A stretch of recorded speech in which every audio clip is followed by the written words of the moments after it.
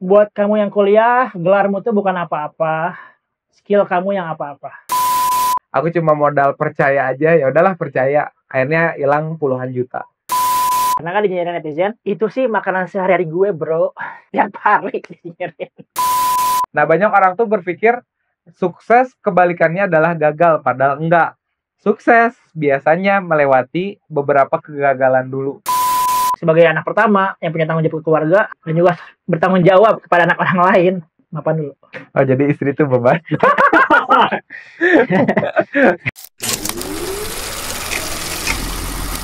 Gimana pendapatmu tentang gambar Ghibli Style menggunakan AI yang sekarang lagi viral? Ini bukan soal setuju atau nggak setuju, tapi ini soal teknologi yang nggak bisa dihindari. Dan ini nggak berlaku di satu sektor aja. Nggak cuma desainer aja gitu yang bakal tergantikan, tapi ini di semua segmen. Jadi kalau dari aku sendiri, kita udah masuk ke revolusi teknologi. Nah, jadi siap-siap aja, adaptasi atau mati. Kalau aku setuju karena kita nggak bisa menahan atau menampung perkembangan teknologi AI. Ya walaupun memang ada beberapa kelompok yang tersakiti dan ngerasa kok gini sih? Ya tapi ya begitulah dunia bekerja gitu. Kita bisa belajar dari kejadian BlackBerry yang mati karena nggak berkembang, terus Nokia yang mati karena nggak berkembang, dan itu terjadi hari ini di dunia AI. Jadi mau nggak mau kita harus menerima itu pada akhirnya. Dan apakah kita bisa menerima atau enggak, itu menentukan masa depan kita. Semenjak AI bisa bangun personal branding, apakah manusia digantikan? Menurutku nggak bisa sepenuhnya, karena tetap kalau ada manusia realnya, ada emosi yang nggak bisa diciptakan oleh AI untuk saat ini. Tapi ini udah membuat gameplay yang sangat berbeda di dunia personal branding. Karena aku pribadi udah coba beberapa konten pakai AI full dengan nulis skrip doang, dan itu tetap viral, tetap FYP. Jadi ini bakal jadi game changing banget di dunia personal branding. Tapi nggak bisa sepenuhnya keganti. Kalau keganti 100% sih menurutku enggak. Tapi kalau kegantinya berapa persen, aku pikir 80% bakal ganti. Kalau untuk ngomongin teknis gitu ya, tapi manusia tetap berperan penting sebagai bahannya gitu. Kalau kita ngomongin masakan, ide dasar atau pemikiran utama tuh harus dari manusianya. Karena kalau kita ngandelin full AI itu pasti bakal kosong gitu. Kayak hampa. Nah, tapi manusia bisa memudahkan semua pekerjaan teknisnya kalau menggunakan AI. Nah, pertama kita bisa menghemat waktu. Orang yang nggak punya waktu bisa ngonten pakai AI. Jadi bukan full digantikan 100%. Kalau kamu punya otak, kalau kamu punya pemikiran, walaupun pakai AI, itu hasilnya bakal bagus. Jadi tetap butuh otak manusianya. 50% pekerjaan akan digantikan AI. Gimana pendapatmu? Ya, mau nggak mau kita tetap harus adaptasi. Karena nggak bisa dipungkiri. Sekarang arahnya udah ke sana. Dan aku yakin 2030 bakal banyak orang yang kehilangan pekerjaannya. Dan di sini kalau kita nggak mau beradaptasi, ya kita bakal komplain aja terus. Kita bakal protes terus. Sementara 2030 tuh benar-benar bakal revolusi banget ke zaman AI. Robot AI bakal menggantikan banyak pekerjaan manusia. Era freelance menjadi pekerjaan utama. Oke. Kalau dari aku, memang AI bakal banyak membuat pekerja kena PHK, tapi ada banyak peluang kerja baru juga di munculnya AI ini. Karena yang bisa mengoperasikan AI dengan maksimal, itu tuh bisa jadi peluang kerja baru, dan itu bisa jadi peluang income baru. Jadi gini, percaya deh, kalau ada satu momentum besar kayak AI sekarang, itu bakal lahir orang kaya baru dari situ. Yes. Asal apa? Asal tahu gameplaynya, asal tahu cara mainnya. Jadi jangan ditolak, tapi kita cari tahu gimana cara belajarnya dan gimana cara pakainya. Kamu nggak bakal jadi pengangguran. Zaman sekarang nyari uang makin sulit atau makin gampang? Makin gampang. Kenapa? Karena teknologi sih, balik lagi. Cuma balik lagi ya, kalau kita nggak tahu cara makainya, kita nggak tahu cara strateginya, iya kita nggak bisa dengan mudah. Ya aku pribadi, alhamdulillah memang udah belajar terus ya tentang AI, tentang dunia konten, dunia sosmed, dan aku bisa ngasilin uang yang cukup besar dari situ gitu. Nah, balik lagi, kitanya bisa ngikutin perkembangan zaman atau enggak. Makanya harus banyak belajar terus sih. Kalau kita mau pakai otak kita, sebenarnya gampang. Cuman kebanyakan kita nggak mau memaksimalkan otak kita. Jadi sebenarnya kalau kamu mau pakai otak kamu nggak perlu khawatir dengan pertumbuhan zaman AI ini. Justru AI bisa jadi teman kamu yang bisa menemani kamu untuk menghasilkan uang banyak di era yang secanggih ini. Kuncinya apa? Gunakan otak. Mau ngasilin uang pakai AI dari nol, step by step-nya bagaimana? Oke, dari nol. Satu, tanya ChatGPT. ChatGPT udah canggih banget buat jadi konsultan ataupun guru. Nah, yang kedua, suruh dia tanyain semua pertanyaan tentang diri kamu dan hal apa yang kamu kuasai. Nah, dari situ, suruh dia yang petain gitu. Gimana cara ngehasilin duit dari semua resource yang kamu punya. Atau unfair advantage apa yang kamu punya. Nah, dari situ kamu ikutin aja. Pasti monetize. Langkah pertama, kamu tentuin dulu AI-nya mau dipakai untuk apa. Karena kan AI itu ada AI personal branding, ada AI yang storytelling, ada AI yang art, yang kayak bikin anime-anime gitu. Nah, ini tentuin dulu AI-nya, niche-nya yang mana. Nah, anggaplah personal branding ya, seperti yang aku bangun, seperti yang aku lakukan.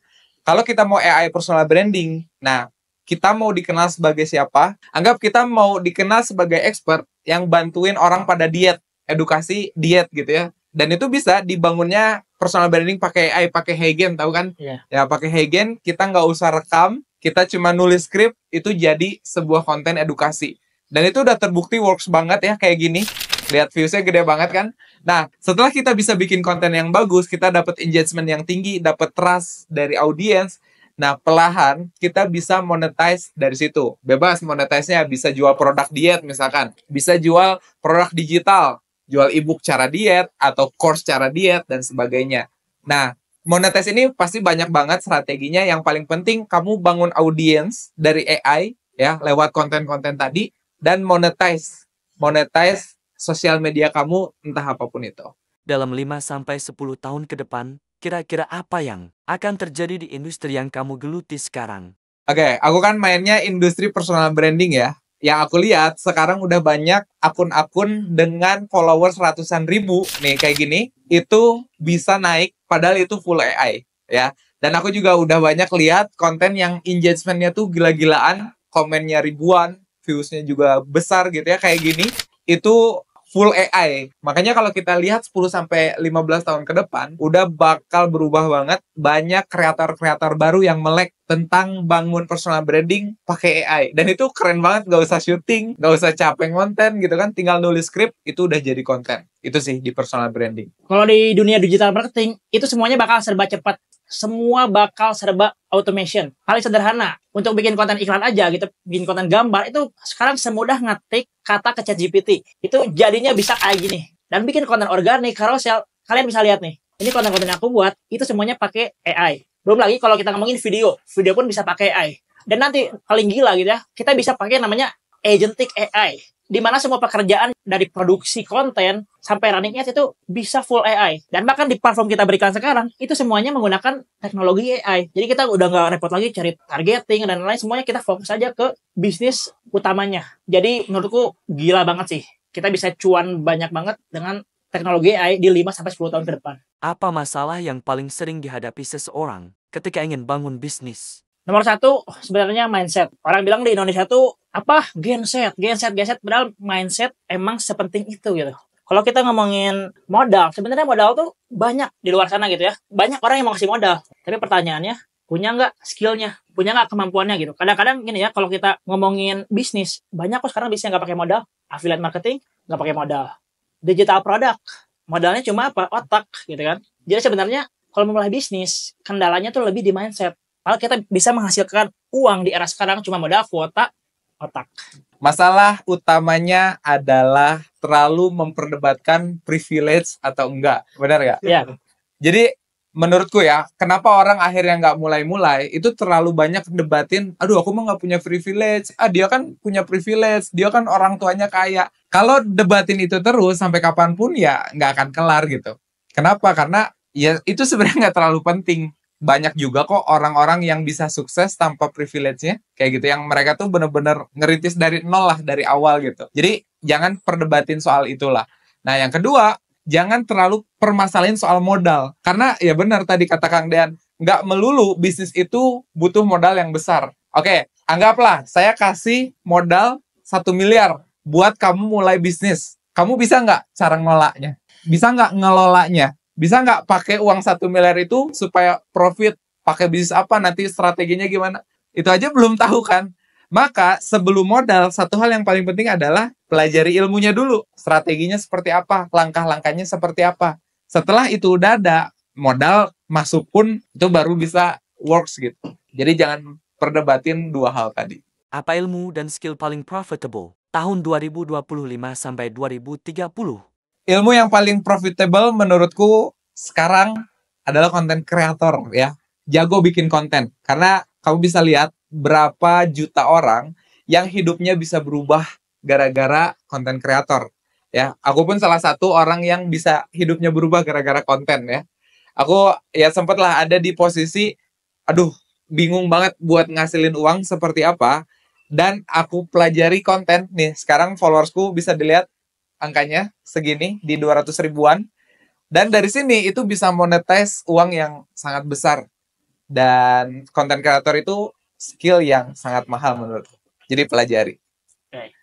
Kalau buatku, skill yang paling menghasilkan adalah selling. Jualan. Teknologinya apa? Mau konten, mau paid traffic, mau AI. Tapi kunci utamanya apa? Bisa jualan. Karena banyak juga gitu ya. Orang yang bisa konten, bisa ngiklan, tapi boncos. Kenapa? Karena nggak bisa jualan. Nggak bisa selling gitu. Kalau kamu pengen penghasilannya unlimited, penghasilan yang nggak terbatas, selling. Itu kuncinya. Cuman di negara kita tuh kadang selling itu dianggapnya rendah, kasta terbawah. Di luar negeri tuh selling itu kastanya tinggi.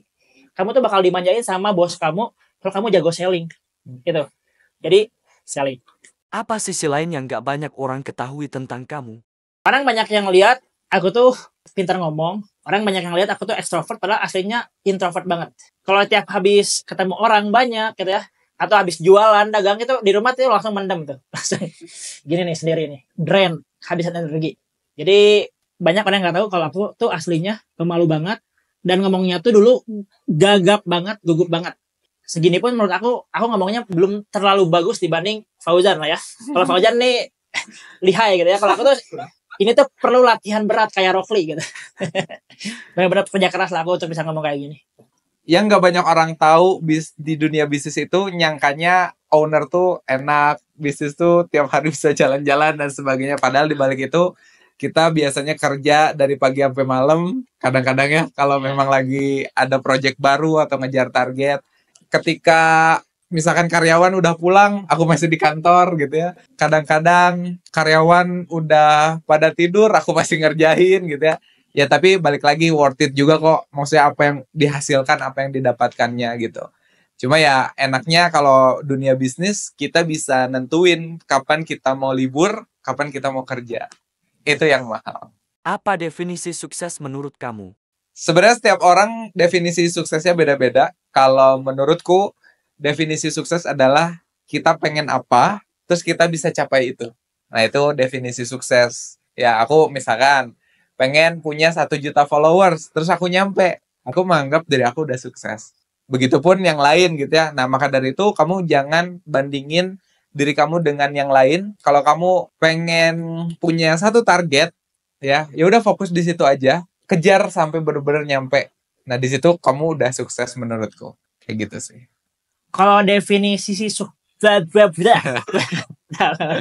Itu jangan di-cut ya. Kalau definisi sukses menurut aku sebenarnya simple. Freedom. Kebebasan. Kita bebas memilih makan apa yang kita mau. Kita bebas memilih siapa pasangan yang kita mau.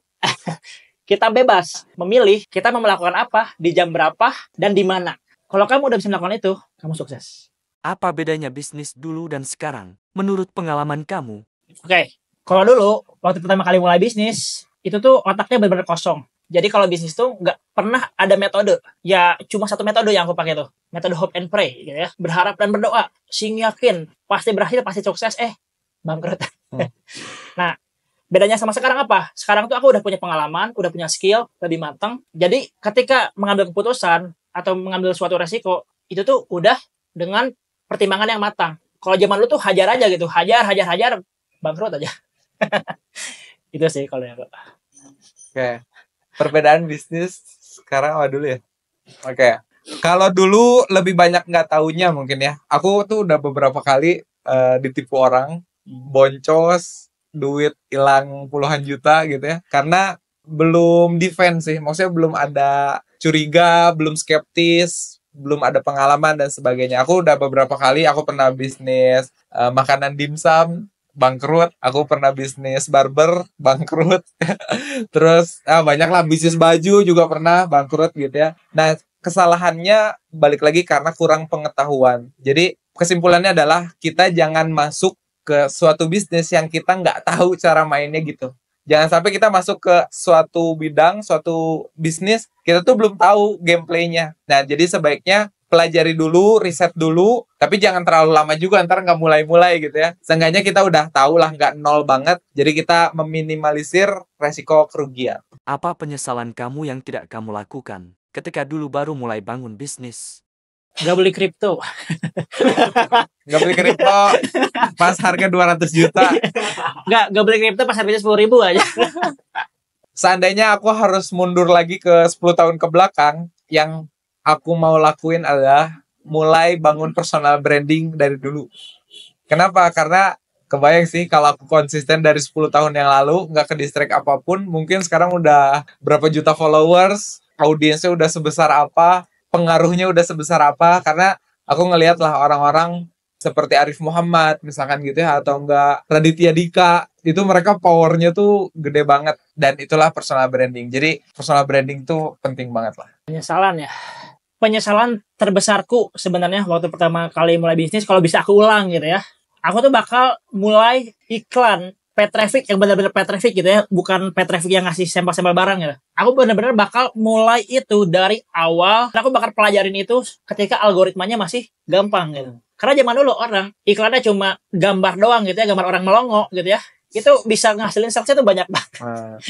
Bahkan cuma dengan objektif atau goalnya tuh interaksi aja gitu ya, bukan penjualan, itu bisa ngasilin uang banyak sekali. Nah, sebenarnya penyesalanku tuh salah satunya itu.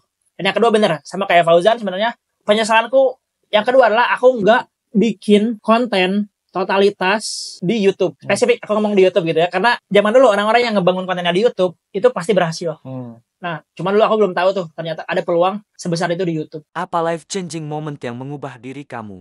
Satu momen yang paling berkesan adalah ketika orang mandang kita tuh beda. Karena jujur, aku tuh dulu orangnya sering banget diremehin, bahkan pernah dibully juga gitu ya. Karena apa? Karena ekonomi. Ya karena dulu aku tuh kurus banget gitu ya. Kayak bahkan ada orang bilang aku tuh kayak ngobat saking kurusnya gitu kan. Dan ketika aku berhasil tuh ngebuktiin gitu ya, walaupun sebenarnya aku gak ada tujuan ngebuktiin ke mereka, tapi orang-orang tuh responnya berubah.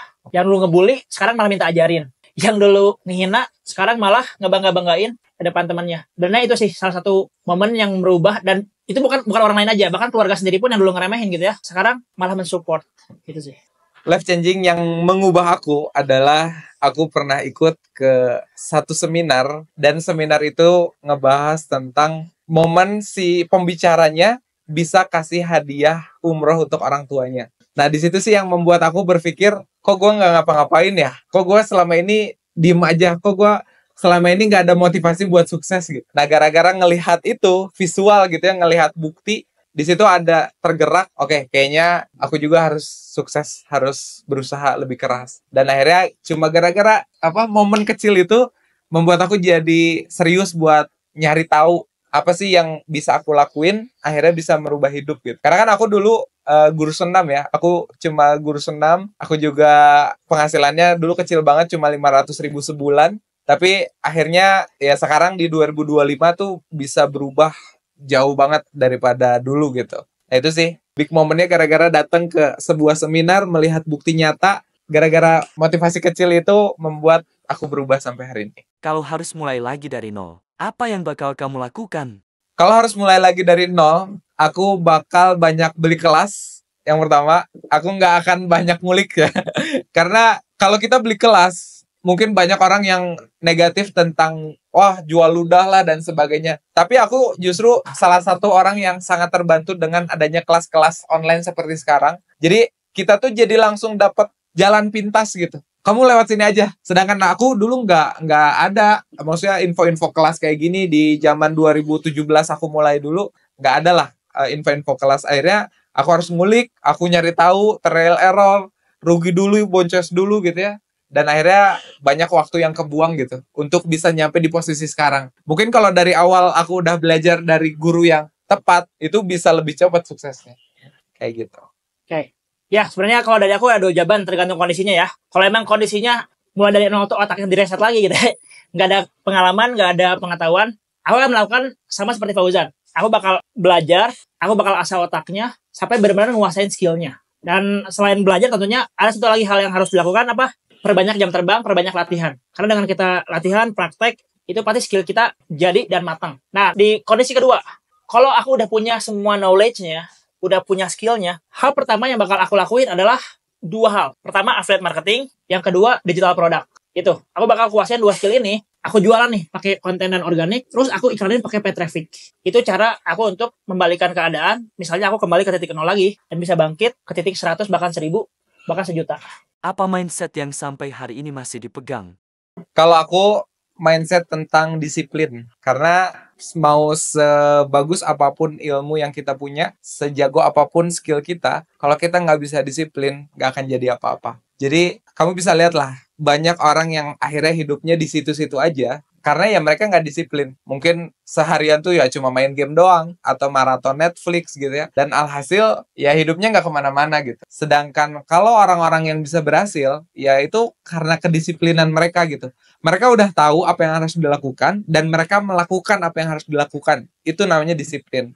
Nah, kita bisa belajar disiplin itu, dan bisa dilatih. Insya Allah kalau kita maksimalin terus, kita bisa sukses lah. Dan itu penting banget. Mindset yang sampai hari ini aku pegang adalah jangan pernah gengsi jualan. Karena gini, lebih malu kalau nggak punya duit daripada malu kalau jualan.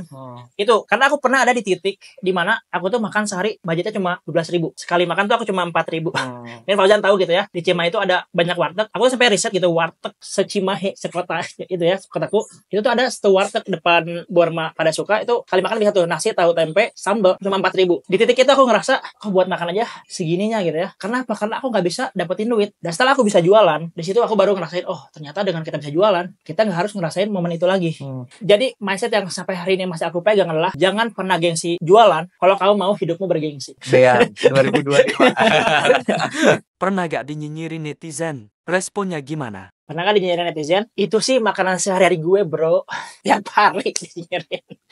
Wah macam-macam lah gitu kan. Ketika aku ngomong nih, oh aku dulu susah nih, aku dulu pernah kurus. Wah bohong lu, dasar lu, kelihatan bocil anak orang kaya lu, operasi plastik lu gitu. Terus aku lihat ngomong nih, wah gue berhasil nih dapetin income segini dari internet. Wah muka lu gak ada kelihatan muka orang berduit bang gitu.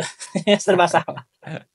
Ya udahlah, intinya mau kita ngomong kita miskin, mau kita ngomong kita kaya gitu ya, bakal selalu dikomentarin sama netizen, dan mereka bakal selalu skeptis dan gak percaya. Kuncinya apa? Fokus aja ke goal kamu dan jangan dengerin nyinyiran mereka. Oke ya.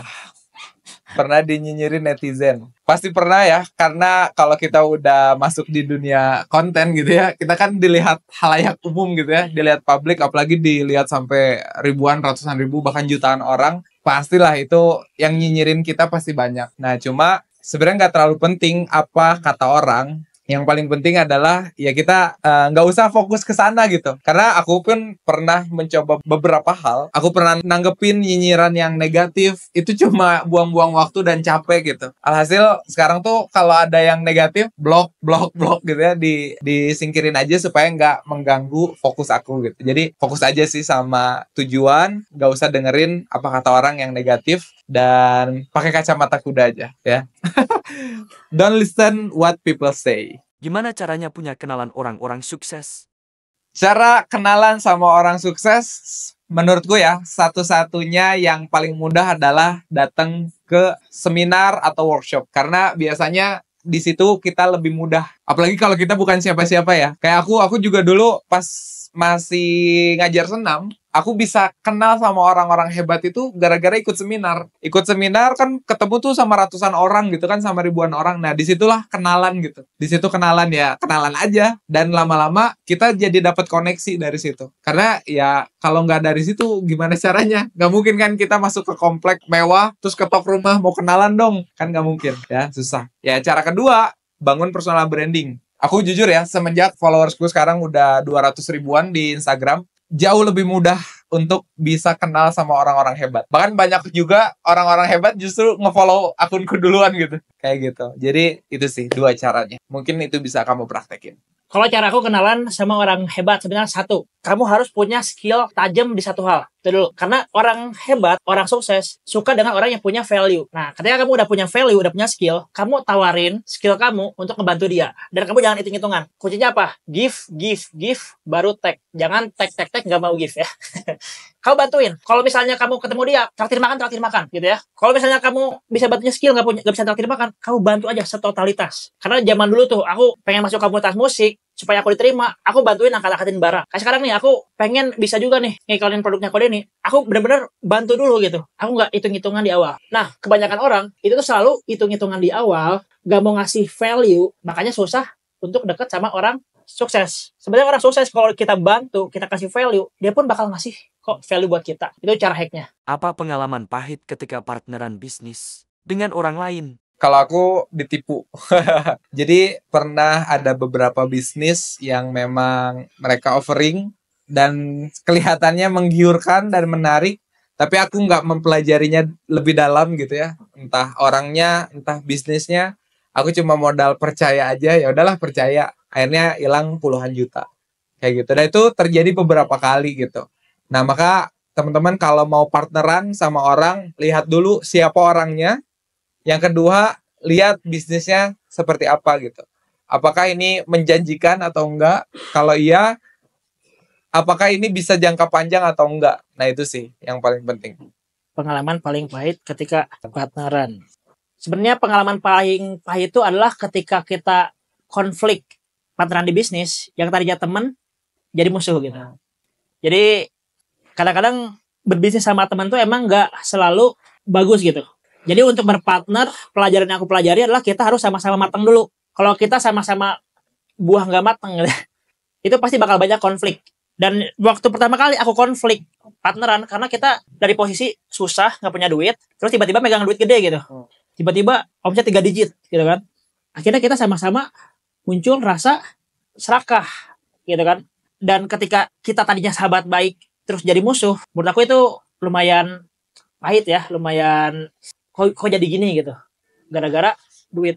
Nah, jadi tipsnya kalau kamu pengen partneran, kamu harus sama-sama matang dulu, kamu harus lihat karakternya, dan kamu harus tahu nih ketika berpartner itu goalnya apa itu.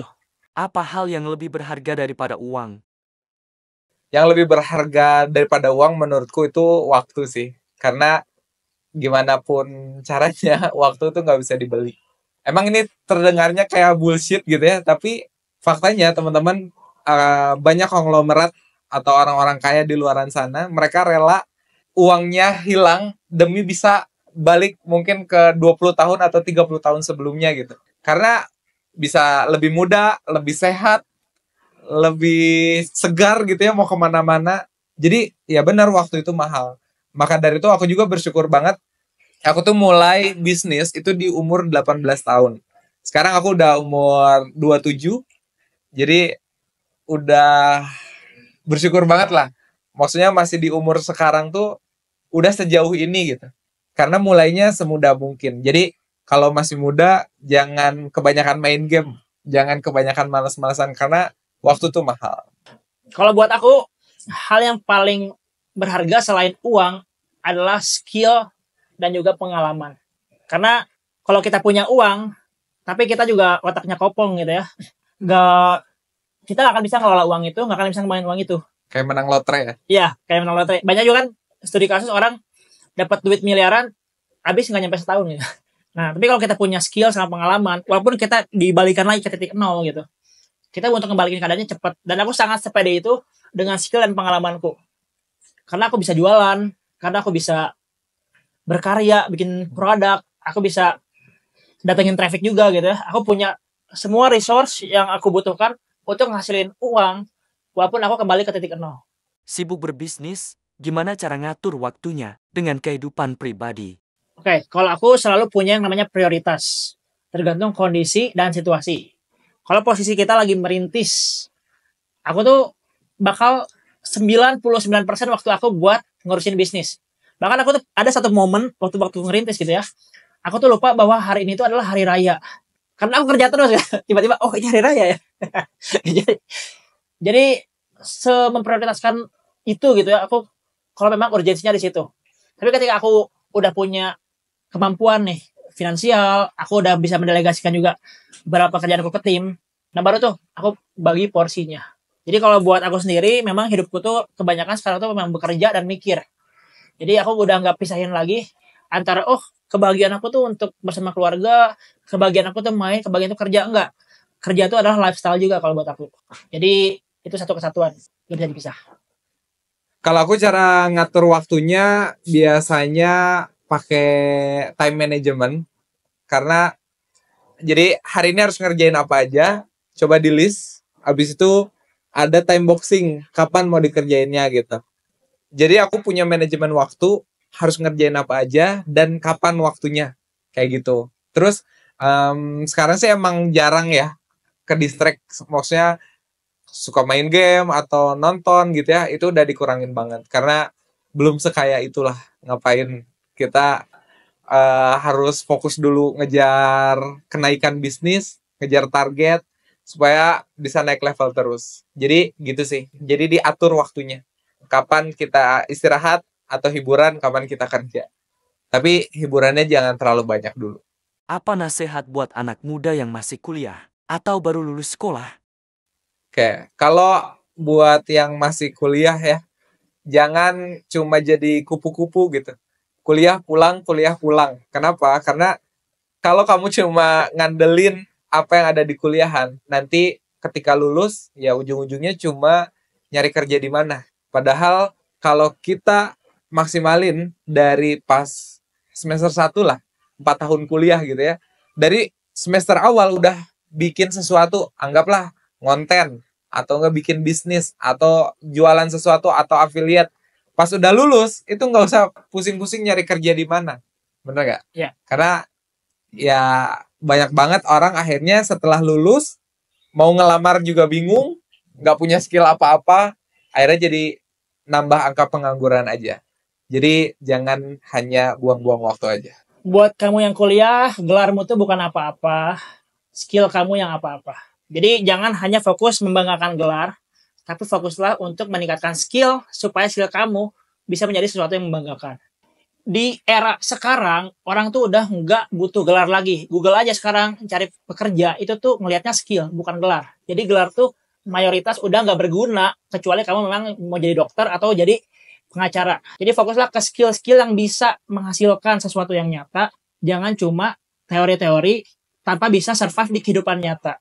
Kalau kata Rocky Gerung, kuliah itu tanda kamu pernah sekolah, bukan berpikir.